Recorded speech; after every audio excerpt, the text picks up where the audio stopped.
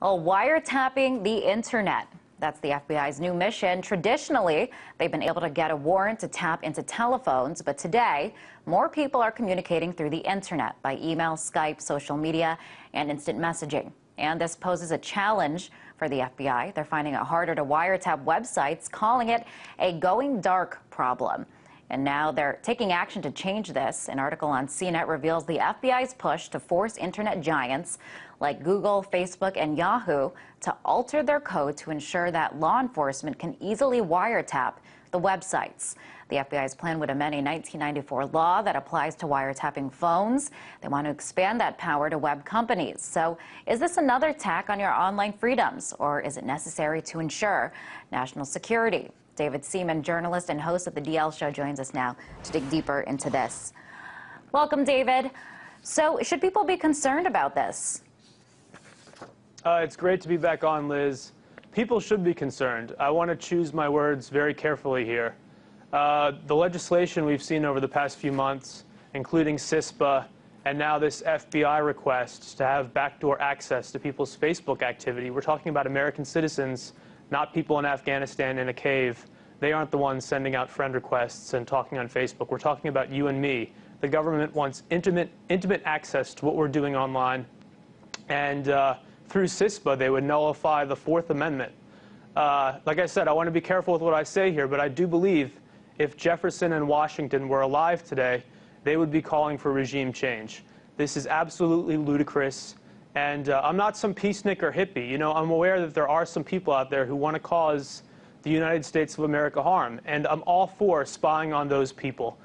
Read and listen to every single word they say and go get them. You know, turn their little neck of the woods into a parking lot for all I care.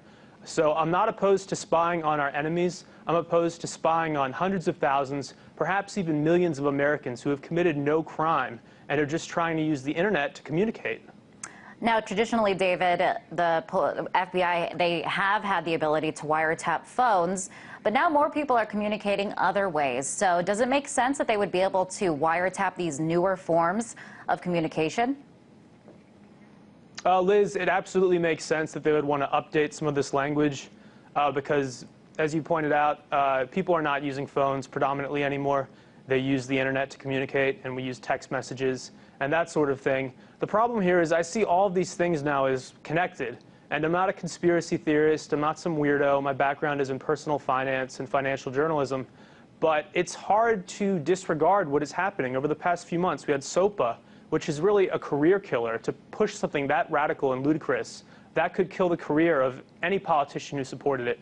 And then they turn around and they push CISPA, which is even worse. And it's backed by these extremely powerful tech companies affiliated with the Pentagon, tech companies that most people don't even know about and have never heard of. These are not well-known companies, but they have tremendous lobbying power.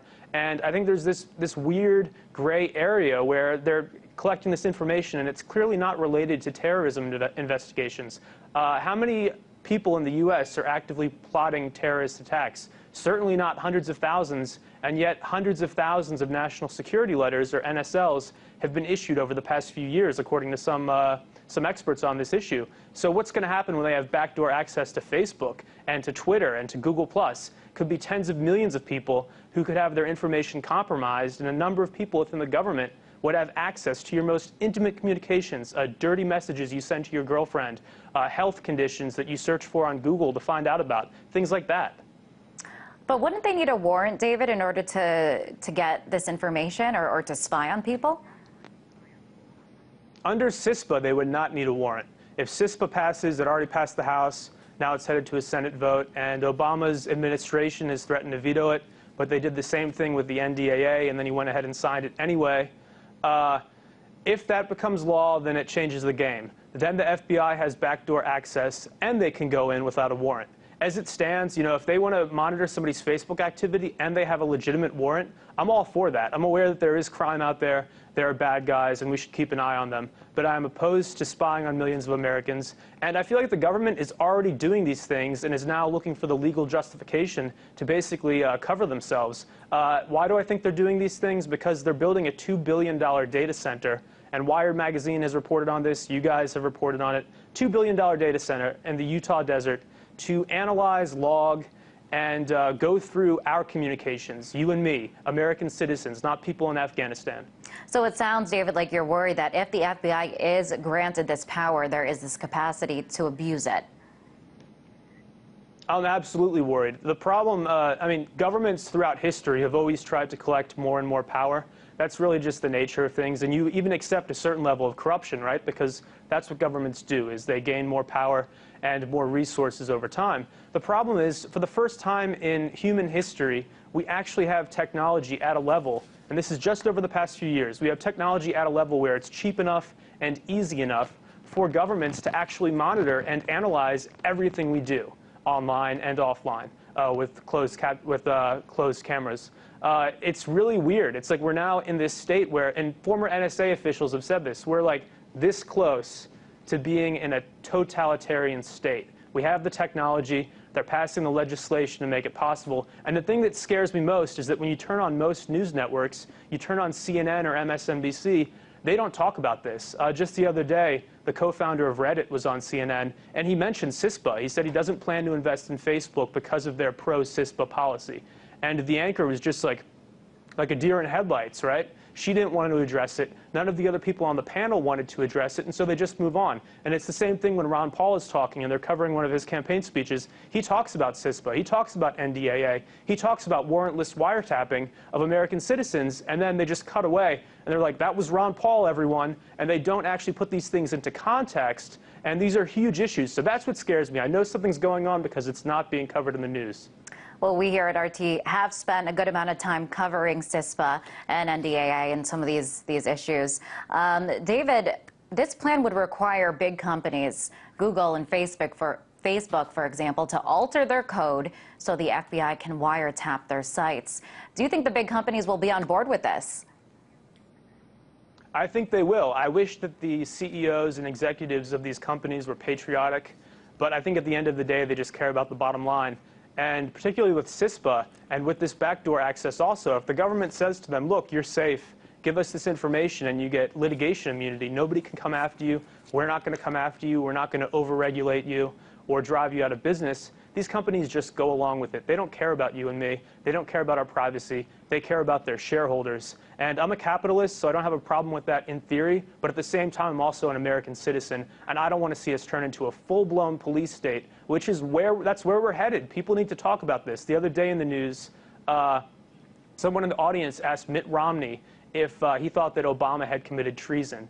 And then the mainstream media sort of jumped on it, and they were just basically mocking this woman without actually bringing into context the fact that Obama has signed some treasonous things into law over the past few months, and without bringing into context the fact that the government is rapidly trying to look at our online communications. And this backdoor access, like I said, in principle it's fine, but in practice, I believe it will be misused. Now, David, I do want to bring up the government's response to this. The FBI calls this problem going dark, meaning they are no longer able to wiretap suspects, and they say this could pose a problem for people's security. Here's what a representative of the FBI told CNET today. It states, quote, a growing gap exists between the statutory authority of law enforcement to intercept electronic communications pursuant to court order and our practical ability to intercept those communications. The FBI believes that if this gap continues to grow, there is a very real risk of the government going dark, resulting in an increased risk to national security and public safety. So, David, what is your response to this? I don't think they ever went dark. I think when I even send an email to one of your producers, it's being stored on a server somewhere at the NSA. I'm like 100% certain of that. So do they want better access for law enforcement reasons? Yes. And is that legitimate? Sure. If you get a court order and it's authorized, go ahead and do it. But again, where is this threat coming from? If there are hundreds of thousands of potential terrorists here in the U.S. and they're all communicating over Facebook, let's identify these people and let's kick them out of the country so they're not a threat anymore. But I think the problem here is that this is kind of a boogeyman. There are only a handful of people who are a genuine threat, and then a lot of it is just flat out totalitarian spying. And we've seen things recently. All of my readers, not all of them, a lot of them seem concerned about this resettlement manual that the Army put out. And people kept telling me, you have to look into this and report on it. And I was skeptical, but I looked it up. I downloaded off of public intelligence, and there are plans for resettlement camps even in the U.S. It's not as bad as some people are making it out to be, but these are weird times. Will the government misuse their wiretap and their Facebook backdoor access to see what our political views are and to see where we stand? I believe they very well could, and I think that's a risk that we need to address with new legislation to make sure that this is never misused. All right, David, we're out of time, but thank you very much for coming on the show today. That was David Seaman, journalist and host of the DL Show.